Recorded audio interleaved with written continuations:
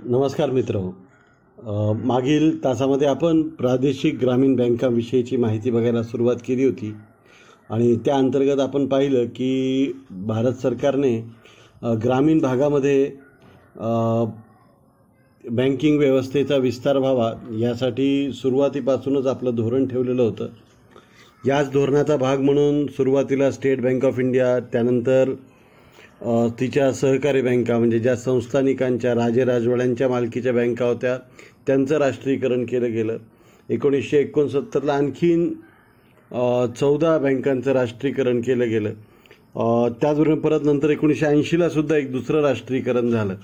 मात्र या दरम्यान म्हणजे 1969 आणि 1980 या दरम्यान सरकारने असं ठरवलं की ज्यांचं कार्यक्षेत्र प्रामुख्यानं ग्रामीण क्षेत्र हेच असेल अशा काही बँका आपल्याला सुरू करता आल्या तर आपण त्या कराव्यात. आणि याच उपक्रमाचा भाग म्हणून प्रादेशिक ग्रामीण बँका यांची निर्मिती करण्याचं सरकारने ठरवलं. 2 ऑक्टोबर आपण पाहिलं की 2 ऑक्टोबर 1975मध्ये इथं जर आपण पाहू शकतो की पहिल्या टप्प्यामध्ये 5 ग्रामीण बँकांची स्थापना करण्यात आली. त्या ग्रामीण बँका होत्या गोरखपूर, मुरादाबाद, त्यानंतर जयपूर, राजस्थानमधलं, हरियाणामध्ये भिवानी आणि पश्चिम बंगालमध्ये मालदा, अशा या 5 ठिकाणी या बँका स्थापन झाल्या. आणि त्यानंतर या बँकांची जी स्थापना आहे तर प्रत्येक राज्यामध्ये अशा प्रकारच्या बँका निघायला लागल्या. आणि एक वेळ आली की त्यावेळेस ही जी बँकांची संख्या आहे, प्रादेशिक ग्रामीण बँकांची संख्या, तर ती 196 पर्यंत पोहोचली. मागील तासामध्ये आपण हेही पाहिलं की प्रादेशिक ग्रामीण बँकांची मालकी जी असते किंवा ती स्थापन करण्याची जी पद्धत आहे तर त्यासाठी केंद्र सरकार एकूण भांडवलाच्या 50% भांडवल केंद्र सरकार देतं, 15% वाटा राज्य सरकारने द्यायचा आहे. आणि कुठली तरी एक त्या राज्यातली सार्वजनिक किंवा खाजगी बँक असू शकते की जी त्या बँकेचं प्रायोजकत्व स्वीकारते. आता या प्रायोजकत्व स्वीकारण्याला फार महत्त्व आहे. म्हणजे या बँकेचं डे टू डे बेसिसवर जे काही कार्यपद्धती असेल, तिची जी काही वर्किंग आहे, तो it has to be monitored by the sponsoring bank. म्हणजे तिच्याबद्दल तिला मार्गदर्शन करण्याचं काम जे काय आहे, गायडन्स द्यायचं काम आहे, तर ही प्रायोजक बँक करत असते. कोणतीही व्यावसायिक बँक प्रादेशिक बँकांना प्रायोजित करू शकते. आता पुढे आपण येऊयात. त्याचबरोबर आपण मग पाहिलं त्याची उद्दिष्टे काय होती, तर ग्रामीण आणि अर्धशहरी भागांना बँकिंग सेवा पुरवणे. त्याचबरोबरीनं ग्रामीण भागातील लोकांना locker, debit card, credit card अशा सुविधा. खरं तर हे काही 1975ला असणारं उद्दिष्ट नाही आहे, ते आजचं उद्दिष्ट आहे. त्यानंतर नंबर 3, ग्रामीण भागात व्यापार आणि संवादाला प्रोत्साहन आणि देऊन रोजगाराच्या संधी वाढवणे. तर व्यापार वर्गाला प्रोत्साहन द्यायचे, कम्युनिकेशन सेक्टरला प्रोत्साहन द्यायचे आणि त्यातनं एम्प्लॉयमेंट वाढवणे हा सुद्धा या बँकांचा उद्देश आहे. त्यानंतर वित्त क्षेत्रातील समावेशन म्हणजे ज्याला आजकाल आपण इन्क्लुझिव्ह ग्रोथ म्हणतो, इन्क्लुझिव्ह बँकिंग असं म्हणतो, की ज्याच्यात सर्वसमावेशक बँकिंग, गरीब असो का श्रीमंत असो प्रत्येकाचं खातं असलं पाहिजे अशा प्रकारचं जे शासनाचं धोरण राहिलेलं आहे सुरुवातीपासनं, तर त्यासाठी म्हणून हे सगळं प्रादेशिक ग्रामीण बँकांनी काम करायला सुरुवात केली होती. पेन्शनचं, मनरेगा वेतनाचं वितरण करणे, तर अशा अनेक गोष्टींसाठी हे सगळं या बँका काम करणार होत्या. आपण पाहिलं प्रादेशिक ग्रामीण बँकांची संघटनात्मक रचना कशी होती. आता या प्रत्येक ग्रामीण बँकेची रचना ही त्या राज्यापरत्वे किंवा तिची जी स्पॉन्सरिंग बँक आहे, प्रायोजक बँक आहे, तर तिच्या मताप्रमाणे थोडीफार रचनेमध्ये बदल करण्याचं स्वातंत्र्य प्रत्येक प्रादेशिक ग्रामीण बँकेला दिलं होतं. मात्र सर्वसाधारणपणे एक संचालक मंडळ, अध्यक्ष आणि व्यवस्थापकीय संचालक, एक जनरल मॅनेजर, असिस्टंट मॅनेजर अशा प्रकारची तिची रचना असणार होती. याची माहिती आपण मागच्या तासाला घेतलेली आहे. आता या प्रादेशिक ग्रामीण बँकांची जर संख्या पाहायला गेला आपण, तर आपण त्याही दिवशी पाहिलं होतं की प्रादेशिक ग्रामीण बँकांची भारतातील संख्या कशी वाढत गेलेली आहे. तर सुरुवातीला पाहिलं 5-6 बँका फक्त 1975मध्ये आल्या. त्यानंतर बँकांची जी काही संख्या आहे तर ती 80पर्यंतच 85ला गेली. 1985पर्यंत 188ला गेली आणि सर्वात अधिक म्हणजे 1990ला तर ती 196 एवढ्या प्रादेशिक ग्रामीण बँका झाल्या. इसवी सन 2000 नंतर मात्र वैद्यनाथन समिती आणि इतर अनेक समित्यांनी शिफारसी केल्या आणि ज्या तोट्यातल्या बँका होत्या तर त्या बँका तिच्या स्पॉन्सरिंग बँकेमध्ये मर्ज करा अशा प्रकारची शिफारस त्यांनी दिल्यामुळं त्या बँकांची संख्या उत्तरोत्तर कमी होत गेल्याचं आपल्याला दिसून येते. आणि अलीकडे जर पाहिलं तर आता 133, 82, 64, 57, 56, 45 आणि आता एप्रिल 2020 म्हणजे अगदी 2-4 महिन्यांपूर्वी यांची संख्या केवळ कितीवर आलेली आहे, 43 इतकीच झाल्याचं आपल्याला दिसून येतं. आता या बँकांचं काही वैशिष्ट्य राहिलेलं आहे का तर ते आता आपण बघूया. आता यांचं काही क्षेत्रामध्ये त्यांना कार्यक्षमता प्राप्त होती, म्हणजे त्यांचं कार्यक्षेत्र हे ग्रामीण भाग असला तरीसुद्धा त्यांनी त्या भागामध्ये चांगलं काम केल्याचा रेकॉर्ड आपल्याला काही वेळा बघायला मिळतो. ग्रामीण बँकांनी जी आहे देशातील इतर व्यावसायिक बँकांपेक्षा कार्यक्षम श्रेष्ठत्व प्रस्थापित केलं आहे. RRBचे हे श्रेष्ठत्व वेगवेगळ्या राज्यातील RRBच्या शाखा कार्यालयांनी दिलेल्या ठेवीच्या हिश्श्यातून बाहेर आलेलं आहे. म्हणजे अनेक राज्यामध्ये RRBनी खूप चांगलं काम केल्याची सुद्धा उदाहरणं आपल्याला दिसतात. 1991मध्ये उत्तर प्रदेशसारख्या राज्यात RRBच्या या शाखांच्या ठेवीचा वाटा एकूण बँकांच्या केवळ 12.5% होता. पण 12.5% ही सुद्धा संख्या मोठी आहे. RRBच्या 1193 शाखांची संख्या आणि इतर व्यावसायिक बँका म्हणजे व्यापारी बँकांची जी काही संख्या आहे तर ती 1361 असे जर आपण बघितलं तर हरियाणाच्या बाबतीत ही सर्व आकडेवारी आहे. तर इतर बँकांची शाखांची संख्या 1361 आणि त्या राज्यातला हरियाणा एक छोटं राज्य आहे त्या राज्यातल्या प्रादेशिक ग्रामीण बँकांच्या शाखांची संख्या 1193 ही जवळपास 1200. याचा अर्थ व्यापारी बँकांच्या तुलनेत तोड काम या आपल्याला प्रादेशिक ग्रामीण बँकांनी केल्याचं आपल्याला दिसेल. RRBच्या बहुतांश शाखा बँक नसलेल्या केंद्रामध्ये उघडल्या जातात आणि अशा ठिकाणी काम करणं हे जास्त आव्हानात्मक आहे. It is more challenging to work in rural unbanked areas, कारण की लोकांना बँकिंगची सवय नसते, व्यवहार मोठे नसतात आणि तिथं अनेकदा रिस्क असते की नव्या कस्टमर्सशी डील करताना. आणि ह्या सगळ्या परिस्थितीला जर आपण लक्षात घेतलं आणि मग ही शाखांची संख्या पाहिली तर आपल्याला दिसेल ही खूपच मोठी चांगली अभूतपूर्व गोष्ट त्या काळामध्ये झालेली होती. 1980च्या पूर्वी स्थापन झालेल्या RRBच्या प्रत्येक शाखेतून वळवल्या जात नाही. म्हणजे नव्या ज्या ठेवी 1980 पूर्वीच्या ज्या शाखा होत्या त्यांच्याकडनं ज्या ठेवी गोळा केल्या होत्या त्या इतर शाखांमध्ये वळवल्या जात नाही. तर हे सगळं विचारात घेता या बँकांनी आपला जो काही कारभार केलेला आहे तर त्यामध्ये त्यांना यश मिळाल्याचं आपल्याला दिसून येते. आता यांची जर आपण प्रगती बघायला गेलो तर आपल्याला दिसेल की बऱ्याच प्रमाणात त्यांनी आपलं जाळं वाढवलेलं होतं. सुरुवातीला 28 राज्यामध्ये 196 RRBs कार्यरत होत्या आणि त्या सर्व RRBच्या जवळपास 14,700 शाखा म्हणजे स्टेट बँक ऑफ इंडियाच्या शाखांच्या तोडीस तोड एवढ्या शाखा त्यांच्या पसरलेल्या होत्या.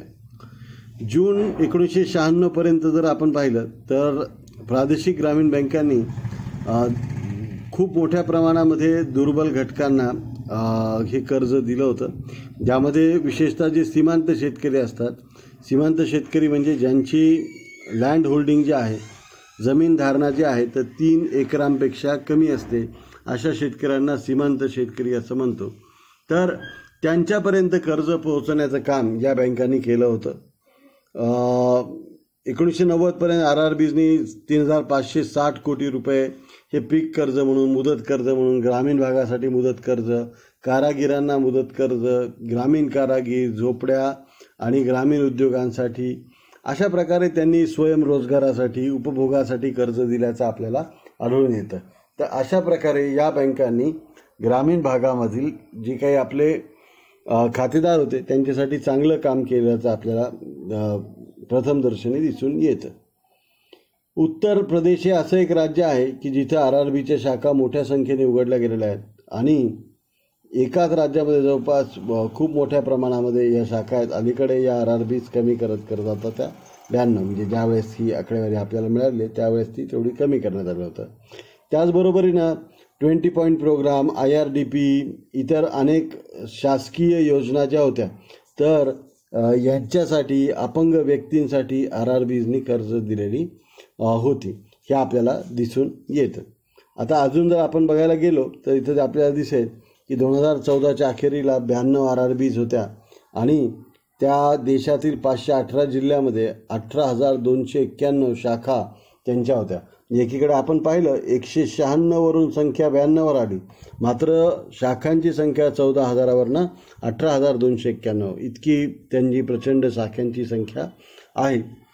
RRBच्या या शाखांपैकी 4,042 शाखा ग्रामीण भागात आहेत आणि यापैकी एकूण शाखांपैकी ही टक्केवारी 21% आहे. आपण जर पाहिलं ग्रामीण भाग म्हणजे तालुका सोडून त्याच्या खालच्या स्तरावर असणाऱ्या शाखांना ग्रामीण शाखा असं म्हणतो आपण. तर अशा शाखांचं जर आपण बघितलं, अगदी सार्वजनिक बँकांना सुद्धा पाहिलं तरीसुद्धा त्यांचं प्रमाण हे 10%पेक्षा जास्त कधीही नसतं. म्हणजे स्टेट बँक ऑफ इंडियाच्या सुद्धा 10%पेक्षाही कमी शाखा या आपल्याला ग्रामीण भागामध्ये म्हणजे तालुक्यापेक्षा छोट्या ठिकाणी असल्याचं आपल्याला दिसून येतं. मात्र प्रादेशिक ग्रामीण बँकांच्या मात्र 21.4 म्हणजे जवळपास 22% शाखा या ग्रामीण भागात आहेत असं आपल्याला कळते. सप्टेंबर 96च्या अखेरीस कर्ज त्यांनी भरपूर दिलेली होती आणि जर आपण पाहिलं की मऊ व्याजदर दिलेला आहे तर इथं सॉफ्ट इंटरेस्ट रेट असं त्याचा भाषांतर केलेलं आहे त्यांनी.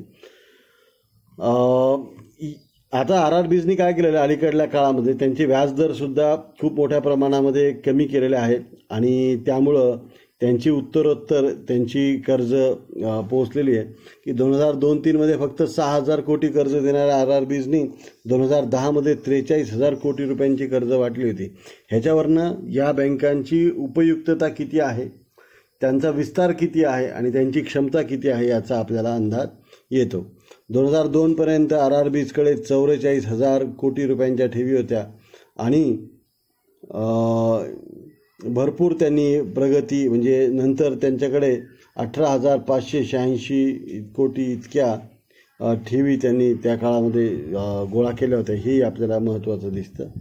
त्यानंतर ग्रामीण भागामध्ये नेटवर्कचा विस्तार करण्यासाठी 2011-12 आणि 12-13मध्ये शाखा विस्ताराची योजना आखली होती आणि या योजनेनुसार आपल्याला दिसतं की 1247 शाखा उघडण्याचं टार्गेट होतं आणि 913 शाखा ते उघडू शकले. म्हणजे जवळपास आपल्या लक्ष्याच्या 70% आसपासचं लक्ष्य त्यांनी साध्य केलं होतं. 2010-11मध्ये 521 शाखा उघडायचं लक्ष्य होतं. 2009-10मध्ये 299 शाखा उघडण्याची परवानगी त्यांना देण्यात आली होती. तर अशा प्रकारे त्यांना आपल्या शाखांचा भरपूर विस्तार केलेला आहे. आता अशा प्रकारे जरी त्या चांगलं काम करत असल्या तरी RRBsची संख्या त्या ज्या राज्यात काम करतात ती राज्य, तिथल्या लोकांची मानसिकता, ग्रामीण भागातील लोकांची कर्ज देण्याची मानसिकता, संचालक मंडळाचं कार्य, स्टाफचं कार्य या सगळ्यामध्ये अनेक ठिकाणी असमाधानकारक प्रगतीसुद्धा असल्याचा आपल्याला अनुभवास येत आहे. जर आता आपण पाहिलं की मागील अनेक वर्षापासून असमाधानकारक प्रगती RRBsच्या बाबतीमध्ये दिसून येत आहे आणि सध्या या प्रादेशिक ग्रामीण बँका या बँकिंग व्यवस्थेसाठी एक गंभीर समस्या बनवलेल्या आहेत. ज्या उद्दिष्टांसाठी या RRBsची स्थापना झाली होती तर ती उद्दिष्ट साध्य नव्हता. या बँकांनी जी कर्ज वाटलेली होती तर त्या कर्जांची वसुली न झाल्यामुळे या बँकांचं कर्जामुळं प्रचंड मोठ्या प्रमाणात नुकसान होत आहेत. अनेक बँका तोट्यात आल्यामुळे रिझर्व्ह बँक ऑफ इंडियाने या बँका स्पॉन्सरिंग बँकेमध्ये प्रायोजक बँकेमध्ये मर्ज करण्याची योजना काढलेली आहे. सुरुवातीला जर आपण पाहिलं 1990-91मध्ये RRBsना 92 कोटींचा तोटा झाला. नंतर 258 कोटींचा, नंतर 310 कोटींचा, अशा प्रकारे हा तोटा उत्तरोत्तर वाढत गेल्याचं दिसून येतं. नाबार्डने सुद्धा 1996पर्यंत हे केलं तर त्यांचा जो संचित तोटा होता तर तो 2176 कोटी इतका होता. याचं प्रमुख कारण काय तर या प्रादेशिक ग्रामीण बँकात कार्य करणारे जे कर्मचारी आहेत तर ते अशी मागणी करतात वारंवार की आम्हाला व्यापारी बँकेच्या कर्मचाऱ्यांप्रमाणे पगार द्या, स्केल द्या, आणि यामुळं इतका भार सहन करण्याची कॅपॅसिटी, तेवढी ऑपरेशनल इफिशियन्सी म्हणजे कार्यात्मक क्षमता, कार्यात्मक गुणवत्ता या बँकामध्ये नसते. आणि या सर्वाचा परिणाम म्हणून काय झालेलं आहे तर या बँकांवर फार मोठा भार पडला. याचा इथे आपण बघतोय की प्रमुख कारण म्हणजे काय की खूप उच्च ओव्हरहेड्स म्हणजे उत्पादन शून्य असलं तरीसुद्धा जे खर्च असतात त्यांना ओव्हरहेड्स किंवा स्थिर खर्च असं आपण म्हणतो. आता या एक घटक, यातला मोठा घटक म्हणजे पगार. या कर्मचाऱ्यांना पूर्वी अनुसूचित राष्ट्रीय बँकांपेक्षा कमी वेतन मिळत होतं. मात्र नंतर जरा त्यांनी आंदोलनं केली, संप केला आणि यातून असं ठरलं की त्यांना भरपूर पगार वाढवून दिले पाहिजे. मात्र इतकी नफा त्यांच्याकडे नसल्यामुळं मग या बँकांवर त्यांच्या नफ्याच्या मिळवण्याच्या क्षमतेवर भरपूर प्रॉब्लेम्स निर्माण झाले. ती नॅशनल इंडस्ट्रियल ट्रिब्युनल जी असते त्यांनी जो अवॉर्ड दिला, इथं आता पुरस्कारचा अर्थ अवॉर्ड न देता निकाल असा घ्यायला पाहिजे. 3 वर्षात RRBच्या वेतन भत्त्याच्या बिलामध्ये 35% वाढ झालेली आहे. आता या स्लाईडमध्ये जर आपण पाहिलं तर सुरुवातीला आपल्याला दिसतं की 3 वर्षातच यांचं जे वेतनाचं बिल आहे 35% त्यांचे पगार वाढवण्यात आले आणि यामुळं बँकावर 225 कोटी रुपयांचा थकबाकीचा बोजही लावला. म्हणजे मागील वर्षांचे पगारही त्यांना त्याच वेतनात वाढ केलेल्याप्रमाणे द्या अशा प्रकारचा आदेश कोर्टाने दिल्यामुळं या बँकांच्या तोट्यामध्ये आणखीनच वाढ झालेली आहे. RRBच्या वेतन दायित्वात लक्षणीय वाढ झाली असली तरी अपुरी कर्ज वसुली झाली, नफा अत्यल्प होता आणि यामुळं या बँकापैकी फक्त 196 बँका ज्या होत्या त्यापैकी फक्त 23 बँका नफा कमवत होत्या आणि बाकी सगळ्या बँका तोट्यात गेल्या. अगदी 1994पर्यंत त्यांचा जो तोटा होता तो 906 कोटींपर्यंत गेला. पुढे आणखीन वर्षामध्ये 89, 90 त्याच्या पुढच्या काळामध्ये आपण पाहिलं तर तोटा आणखीनच वाढत गेला आणि अशा प्रकारे या बँकांची कामगिरी अतिशय असमाधानकारक होत गेलेली आहे. सध्याच्या परिस्थितीमुळे बँकेला त्यांना जर पुन्हा प्रवाहात आणायचा असेल तर सुधारित उपाययोजना करण्याची गरज भासली आणि यामुळं रिझर्व्ह बँक ऑफ इंडियाने भारत सरकारला सूचना केली की आपण याची काही पुनर्रचना करूयात. आणि 140 बँकांच्या बाबतीत 25 लाखावरचं जे भांडवल होतं तर ते 1 कोटी रुपये करणे आणि उर्वरित प्रकरणामध्ये 50 लाख रुपये करणे अशा प्रकारची एक पाऊल 1993-94मध्ये करण्यात आलं होतं. त्यानंतर हळूहळू आपण बघितलं की त्यांना एकूण क्रेडिट सपोर्ट म्हणजे त्यांच्या ज्या पॅरेंट बँका आहेत, प्रायोजक बँका आहेत, त्यांनी त्यांना काही प्रमाणात कर्ज दिली होती आणि मग या सर्वातून त्यांनी हे सर्व काम करायला सुरुवात केली. नाबार्ड नावाची एक संस्था आहे, तर नाबार्ड जी संस्था 1982मध्ये स्थापन झालेली बँक आहे आणि तिचं नाव जरी बँक असलं तरी ती खऱ्या अर्थानं व्यापारी बँक नाही आहे. National bank for agricultural and rural development July 1982मध्ये या संस्थेची स्थापना झाली होती आणि ग्रामीण आणि कृषी क्षेत्राला जे काही कर्ज पुरवठा केला जातो तर त्याच्यावर पूर्णपणे निगराणी ठेवण्याचं मध्यवर्ती बँक म्हणजे रिझर्व्ह बँकेच्या वतीनं निगराणी ठेवण्याचं काम जे तर ती नाबार्ड करत असते. नाबार्ड ही अतिशय महत्त्वाची संस्था आहे आणि खूपच चांगलं काम करणारी एक रिझर्व्ह बँक ऑफ इंडियाची स्वतःच्या मालकीची असणारी एक संस्था आपल्याचं दिसतं. नाबार्डने सुद्धा एक वेगळी योजना जाहीर केली आणि त्यांच्या भांडवलामध्ये वाढ करण्यासाठी सुद्धा हे सांगितलं. मात्र यांचा तोटाच असा आहे की त्यामुळं त्यांच्या ठेवीसुद्धा आणि रिझर्व्ह बँक ऑफ इंडियाची नाबार्डची मदतसुद्धा कमी पडत आहे. याच सर्वाचा परिणाम म्हणून रिझर्व्ह बँक ऑफ इंडियानं या बँकांचं पुनर्वसन करावं म्हणून दीर्घकालीन संरचना मग बदल केले पाहिजे अशा प्रकारच्या शिफारसी वैद्यनाथन समिती नावाची एक समिती नेमण्यात आली होती, त्या आणि इतर समित्यांनी केल्याचं आपल्याला दिसतं. आता याचाच भाग म्हणून आता यांची पुनर्रचना कशा प्रकारे करता येईल काय सांगितलेलं आहे.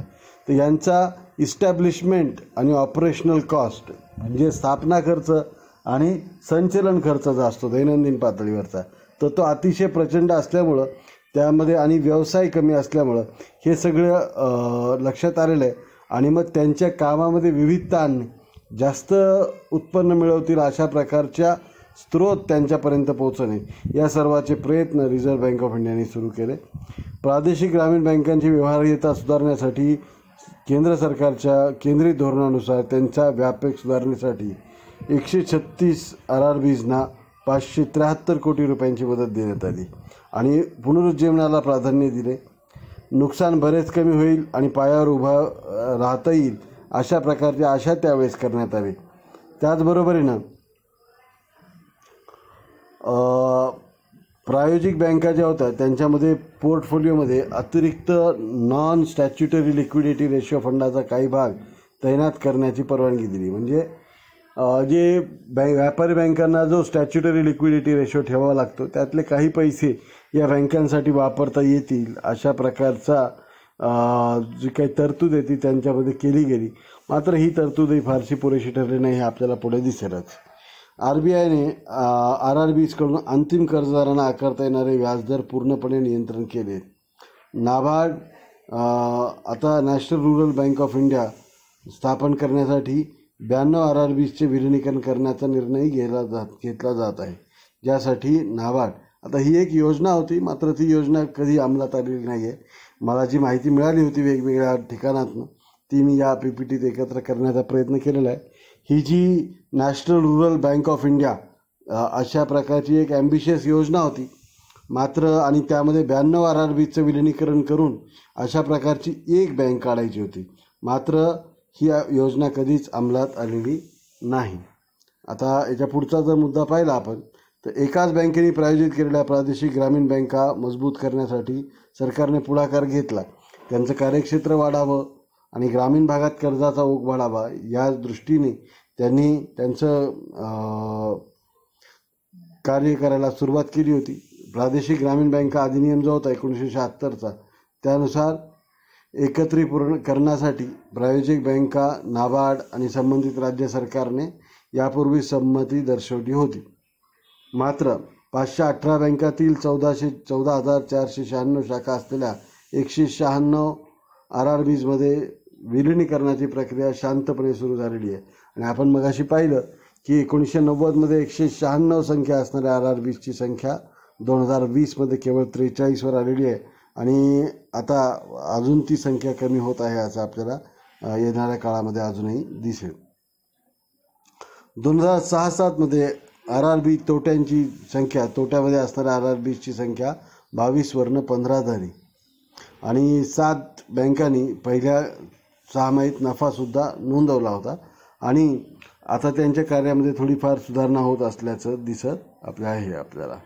आता या बँकांची व्यवहार्यता आणखीन वाढावी यासाठी काही सूचना केल्या आहेत.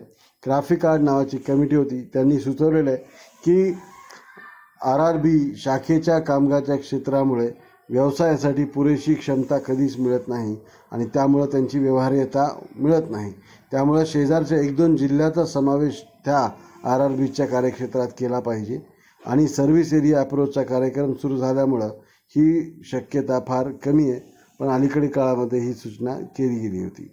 त्यानंतर आपल्या कर्जाच्या गरजा पूर्ण करण्यासाठी लक्ष नसलेल्या गटांसाठी म्हणजे आता ग्रामीण भागासाठी कर्ज द्यायचं आहे किंवा ज्यांच्यापर्यंत बँकिंग सेवा गेल्या नाहीत त्यांच्यासाठी करायचं, मात्र वेतनदारांना कर्ज दिलं जात असेल, ट्रॅक्टरच्या ऐवजी कार्सना कर्ज दिलं जात असेल तर अशा गोष्टींना कर्ज देण्याची परवानगी त्यांना देण्यात यावी अशा प्रकारचं सूचना यांनी केली होती.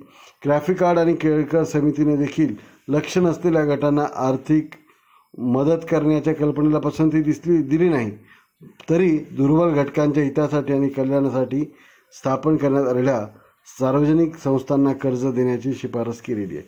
पण काय होतं बऱ्याचदा, म्हणजे आता माझं वैयक्तिक मत आहे की जेव्हा आपण अशा दुर्लक्षित घटकांना कर्ज देतो तर त्यावेळेस हे कर्ज परत करण्याची क्षमता त्या घटकामध्ये नसते आणि अनेक वेळा यामुळं कर्ज बुडण्याचा धोका निर्माण होतो. आता डिपॉझिट बेसमध्ये वैविध्य आणण्यासाठी RRBsला काही क्षमता असताना त्यांना NRI डिपॉझिट टॅप करण्याची सुद्धा परवानगी दिली जाऊ शकते. मात्र रिझर्व्ह बँक ऑफ इंडिया जे परदेशी नागरिक आहेत त्यांना व्यापारी बँकेत पैसे ठेवायला भरपूर बंधनं असतात, तर ती RRBsमध्ये ठेवायला तर आणखीनच बंधनं असल्याचं आपल्याला दिसून येईल.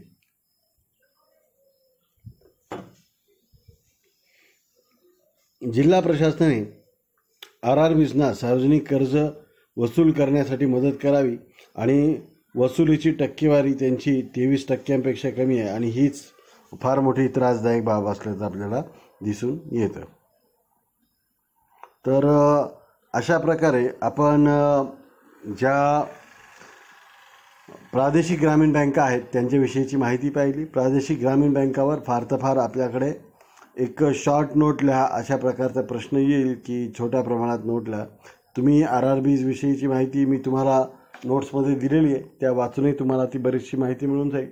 आणि शॉर्ट नोट्ससाठीचा हा भाग आहे. अशा प्रकारच्या बँका भारतामध्ये होत्या, त्यातल्या आता फार कमी उरलेल्या आहेत. 196वरनं यांची संख्या फक्त 43वर आलेली आहे. या बँकांची स्थापना 1975ला झाली होती आणि या बँकांच्या स्थापनेसाठी केंद्र सरकार 50%, राज्य सरकार 15% आणि प्रायोजक बँक, स्पॉन्सरिंग बँक 35% मदत करत असते.